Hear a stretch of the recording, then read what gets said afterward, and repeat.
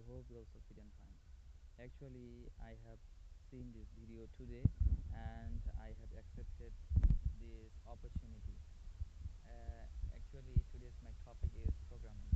Programming is very important for every developing and developer country, and very this is very essential part of internet.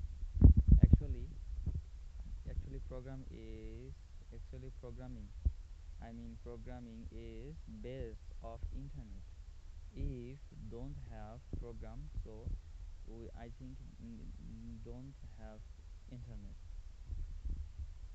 And if you develop any kinds of software, robot, and you wanna be make any visual effect by electric and robotics, computer science, everything base is coding. So coding is the most essential part of internet and most of the technology, I think. And this is the base of every technology, I think. And now I'm and programming is the very difficult for for learners, and this